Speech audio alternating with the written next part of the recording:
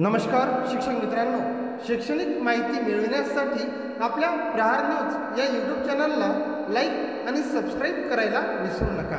महाराष्ट्रभर शिक्षक समन्वय संघाच्या माध्यमातून आज 5 मार्च रोजी आझाद मैदान या ठिकाणाहून तरच आंदोलन करण्यात आहे, परंतु प्रत्येक जिल्हा कार्यालयाच्या माध्यमातून आम्ही येऊ इच्छितो। आम्ही ठिकाणी करत म्हणजे परीक्षा चालू आहे 10वी 12वीच्या, म्हणून आम्ही विद्यार्थ्यांचं नुकसान होऊ नये म्हणून आमच्या स्थानिक ठिकाणाहून हे आंदोलन करत आहोत। तरी सुद्धा शासनानं तात्काळ आमची जी आर्थिक तरतूद आहे तो आमचा GR काढला गेला।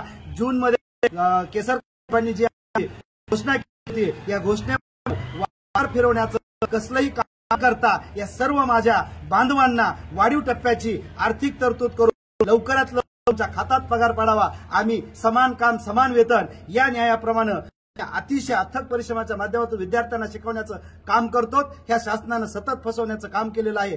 माननीय अजितदादांना एवढीच विनंती करतो, शिक्षकांचा विश्वास तुमच्यावर आहे, हा विश्वास डावलण्याचं काम करू नका। अर्थ खात्याकडून लवकरात लवकर आम्हाला जी काही आर्थिक तरतूद आहे ती आर्थिक तरतूद करून द्या। आम्ही अथक परिश्रमाच्या मधून विद्यार्थ्यांना नक्कीच घडवण्याचं काम करू, एवढंच शिक्षक समन्वय संघाच्या माध्यमातून आम्ही सांगत आहोत। जर हे काम लवकरात लवकर नाही झालं तर हे सर्व परीक्षा झाल्यानंतर किंवा परीक्षा होण्याच्या आधी परीक्षेच्या पेपरवर तर बहिष्कार टाकतच आहोत। आझाद मैदानावर हजारोच्या संख्येने हे सर्व शिक्षक त्या ठिकाणी नक्कीच जातील। शिक्षक समन्वय संघाचा जय असो, शिक्षक समन्वय संघाचा जय असो। 100% अनुदान मिळालंच पाहिजे, 100% अनुदान मिळालंच पाहिजे।